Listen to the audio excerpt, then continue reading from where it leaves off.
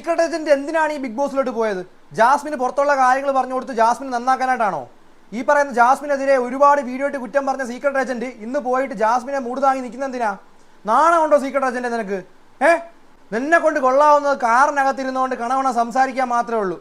അല്ലാണ്ട് ഇതിനകത്ത് കയറി യഥാർത്ഥ ഗെയിം കളിക്കാനും നിനക്കൊന്നും അറിയത്തില്ല. ചുമ്മാ താളം വിടാനായിട്ട് ഓരോന്ന്.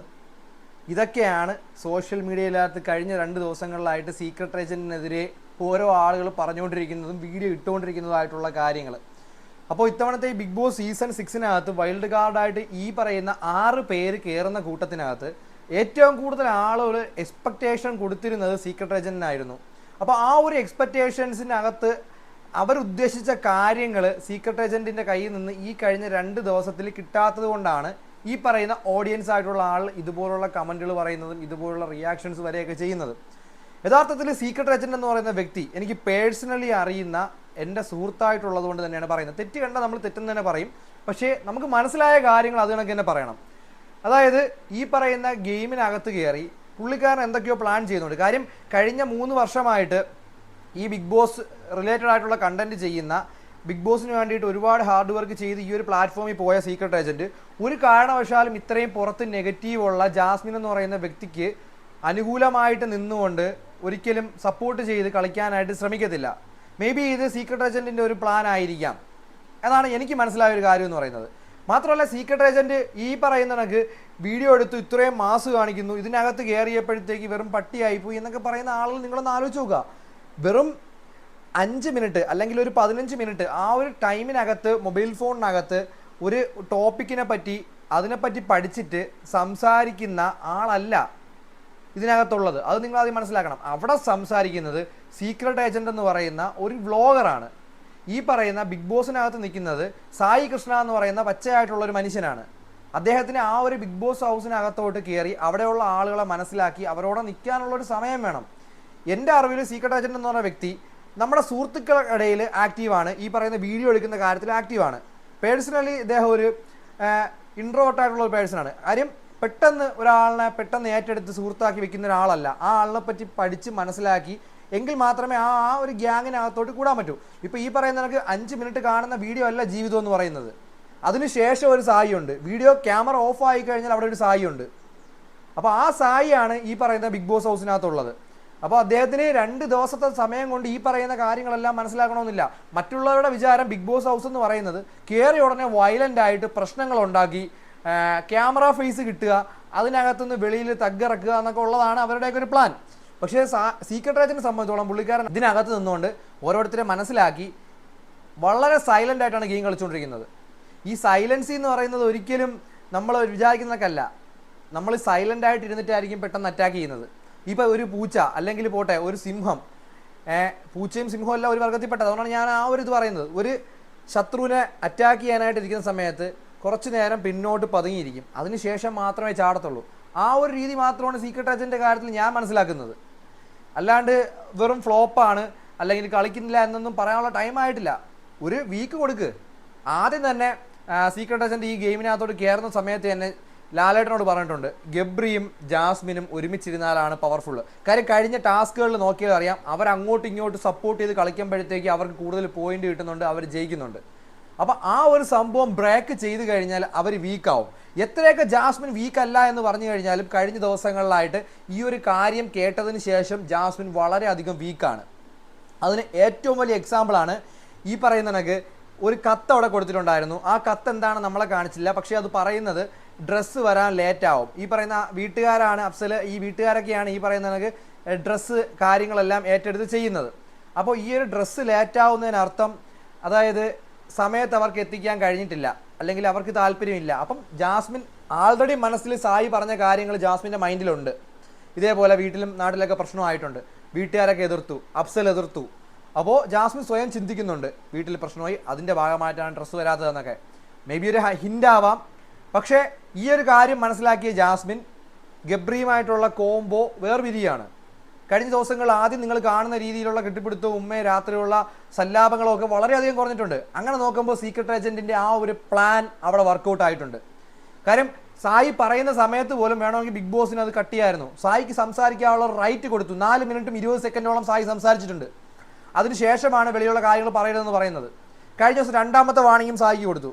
അത് വീണ്ടും പോയി സായി പറയേണ്ട ആവശ്യമില്ലായിരുന്നു. തെറ്റ് കാണുന്ന കാര്യം തെറ്റെന്ന് പറയും. സായിയുടെ ഗെയിം പ്ലാനിങ് ആയിരിക്കാം, പക്ഷേ ഒരിക്കലും നമുക്ക് കാണുന്നവർക്ക് അക്സെപ്റ്റ് ചെയ്യാൻ പറ്റുന്നില്ല. അതാണ് സത്യം.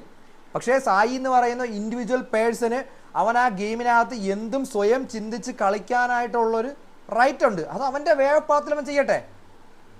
ഓക്കെ, ഇനി നമുക്ക് സായി എന്ന് പറയുന്ന വ്യക്തിയുടെ അടുത്ത് ഈ പറയുന്ന പുറത്തുനിന്നുള്ള കാര്യങ്ങൾ പറഞ്ഞതോ അല്ലെങ്കിൽ ഈ പറയുന്ന ഈ ഒരു പ്ലാറ്റ്ഫോമിനെ പറ്റിയിട്ടുള്ള അഭിപ്രായം ഒരു ഇൻ്റർവ്യൂ എന്നുള്ള രീതിയിൽ പൂജ ചോദിക്കുന്നുണ്ട്. അതിന് സായി കൊടുക്കുന്ന കൃത്യമായിട്ടുള്ള ഉത്തരം അത് ഞാൻ നിങ്ങൾക്ക് കേൾപ്പിച്ചു തരാം. എന്താ പുറത്ത് ഭയങ്കര വാക്ചാതുല്യമുള്ള സാർ, ഇവിടെ വന്നപ്പോൾ എന്താണ് സാറിന് ഫീൽ ചെയ്തത്? ഇവിടെ വന്നപ്പോ പുറത്ത് വാക്ചാതുര്യം നടക്കില്ല എന്ന് മനസ്സിലായി. അതെന്തുകൊണ്ട്?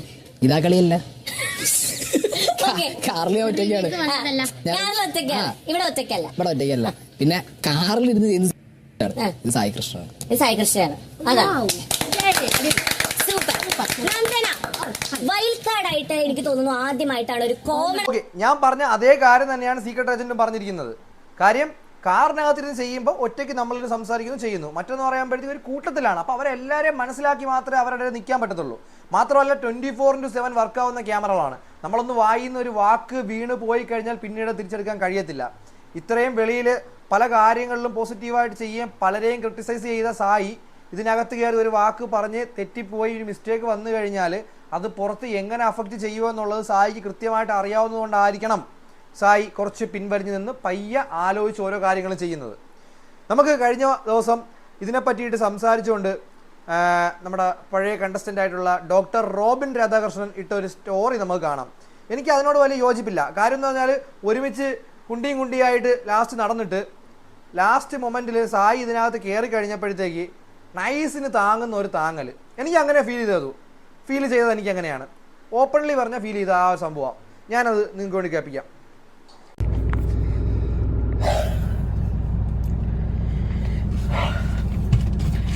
അപ്പോൾ എല്ലാവർക്കും നമസ്കാരം.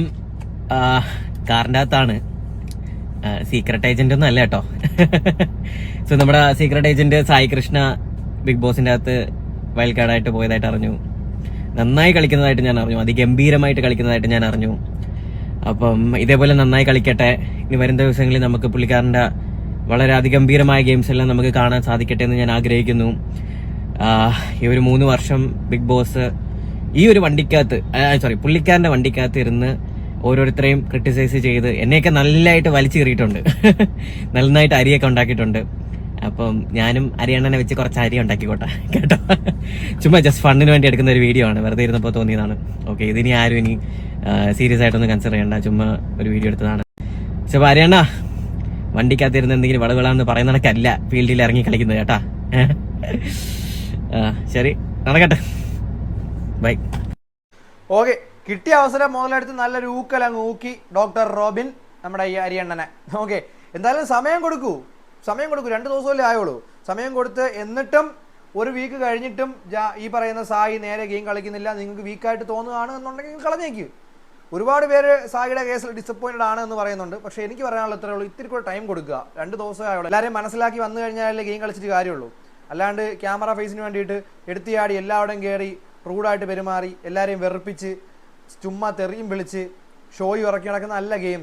ഒരു ഫാമിലിയെ എങ്ങനെ കൊണ്ടുപോകണം, ഒത്തൊരുമിച്ച് കൊണ്ടുപോകണം, അതിലെങ്ങനെ അഡ്ജസ്റ്റ്മെൻറ്റുകൾ ചെയ്യണം, എങ്ങനെ അഡ്ജസ്റ്റ് ചെയ്ത് മുന്നോട്ട് പോകണം, അതൊക്കെയാണ് ഈ ഒരു ഗെയിമിൻ്റെ മെയിൻ അജണ്ട എന്ന് പറയുന്നത്. ഈ ബിഗ് ബോസ് സീസൺ 6 തന്നെ കണ്ടസ്റ്റൻ്റ് ആയിട്ടുള്ള അസീറോക്കി ഇന്നൊരു സർക്കാസ്റ്റിക് ആയിട്ടൊരു പോസ്റ്റ് ഇട്ടുണ്ടായിരുന്നു. ഞാൻ അത് നിങ്ങൾക്ക് കാണിച്ചു തരാം. പുള്ളി നല്ല രീതിയിൽ ഊക്കുക, വരുന്നവരും പോണവരും ഒക്കെ അങ്ങ് ഊക്കുക. പിന്നെ വേറൊരു കാര്യം, ഈ ഡോഗിന്റെ വേറൊരു കാര്യം അറിയാം. ഇപ്പൊ യവൻ ഇതിനകത്താണ് അല്ലേ, ഇതിന്റെ പുറത്ത് വന്നിട്ട് കുറച്ച് ഡോഗുണ്ട് കേട്ടോ. അപ്പം അവരൊക്കെ പുറത്ത് വരുമ്പോഴത്തേക്കും യവൻ ഇതിനകത്ത് കിടന്നുകൊണ്ട് ഭയങ്കര ബഹളമാണ്, ഭയങ്കര കുറച്ചിലാണ്. അപ്പം ഞാൻ വിചാരിച്ചിട്ടുണ്ട് അഴിച്ചു വിട്ട് കഴിഞ്ഞാൽ യവൻ ഇപ്പോൾ വെളിയിൽ പോയി എവരെയൊക്കെ ഇപ്പോൾ അടിച്ച് റെഡിയാക്കും, അങ്ങനെ ഞാൻ വിചാരിച്ചിട്ടുണ്ട്. അങ്ങനെ ഞാൻ ഒരു ദിവസം എന്ത് ചെയ്യുന്നു വെച്ച് കഴിഞ്ഞാൽ യവൻ അങ്ങ് യവനെ അഴിച്ചു വിട്ടപ്പോൾ എന്ത് ചെയ്തെന്ന് വെച്ച് കഴിഞ്ഞാൽ അവൻ അങ്ങോട്ടും പോണ്ട, പ്രശ്നവും ഉണ്ടാക്കണ്ട, സംസാരിക്കുകയും വേണ്ട. അങ്ങനെ ചില ആൾക്കാരുണ്ടല്ലേ, പുറത്തിരുന്ന് സേഫ് സോണിലിരുന്നിട്ട് ഇപ്പം ഈവൻ നമുക്ക് കാറിനകത്തിരുന്നോ അല്ലെങ്കിൽ ബെഡ്റൂമിനകത്തിരുന്നോ അല്ലെങ്കിൽ വീട്ടിനകത്തിരുന്നോ ഒക്കെ നമുക്ക് എന്തും പറയാം, ആൾക്കാരെ അങ്ങ് വിമർശിക്കാം, അങ്ങ് പറയാം. ഈ കളത്തിലിറങ്ങി കളിക്കുമ്പോഴേ അതിൻ്റെ ഒരു ഫീൽ അറിയാൻ പറ്റത്തുള്ളൂ അല്ലേ. അങ്ങനെ ചില ആൾക്കാരൊക്കെ അങ്ങ് തുറന്നു വിട്ടിട്ടുണ്ട്. അപ്പോൾ അവർ കളത്തിലിറങ്ങിയപ്പോഴാണ് മുട്ടിടിക്കണത്. എങ്ങനെ എങ്ങനെ കളിക്കും എന്നല്ല, എങ്ങനെ നിൽക്കും, എങ്ങനെ പിടിച്ചു നിൽക്കും, അതാണ് മെയിനായിട്ടുള്ള കാര്യം. അതുകൊണ്ട് ഞാൻ നിൻ്റെ അടുത്ത് പറയാം, എടോ മീശ പിരിച്ചു വെച്ചതുകൊണ്ടോ തലയിൽ കളർ അടിച്ചതുകൊണ്ടോ ഒന്നും നീ റോക്കെ ആവൂല കേട്ടോ. നീ ചാപ്പോ, അത് മതി. ഓക്കെ ഓക്കെ, അപ്പം ഈ പറഞ്ഞതും ആരെ പറ്റിയാണെന്ന് നിങ്ങൾക്ക് മനസ്സിലായി കാണുമെന്ന് ഞാൻ പ്രതീക്ഷിക്കുന്നു. ഞാൻ ഇനി പ്രത്യേകിച്ച് കഥ എടുത്ത് പറയുന്നില്ല, എന്താണ് ഉദ്ദേശിച്ചതെന്നും നിങ്ങൾക്ക് എല്ലാം മനസ്സിലായി കാണും. അപ്പോൾ ഈ വിമർശിക്കുന്നവരടുത്തും കുറ്റം പറയുന്നവരടുത്തും ഒക്കെ പറയാനുള്ളത് കുറച്ച് സമയം കൊടുക്കുക. 2 ഡേ അല്ലേ ആയുള്ളൂ, വീണ്ടും അതാണ് പറയുന്നത്, സമയം കൊടുക്കുക. അതിന് കഴിഞ്ഞതിന് ശേഷം നടന്നില്ല എന്നുണ്ടെങ്കിൽ കളഞ്ഞേക്കുക. അപ്പോൾ ഇത്രയും പറഞ്ഞുകൊണ്ട് ഞാൻ എൻ്റെ ഈ വീഡിയോ ഒന്ന് വൈൻഡ് അപ്പ് ചെയ്യുകയാണ് ഗൈസ്. ചാനൽ ഇഷ്ടപ്പെട്ടാൽ സബ്സ്ക്രൈബ് ചെയ്യുക, ഇഷ്ടപ്പെട്ടില്ലെങ്കിൽ സബ്സ്ക്രൈബ് ചെയ്യുക. നിങ്ങളുടെ അഭിപ്രായങ്ങൾ താഴെ രേഖപ്പെടുത്തുക. അടുത്തൊരു വീഡിയോയിൽ കാണുമ്പോൾ ബൈ ബൈ ഗൈസ്.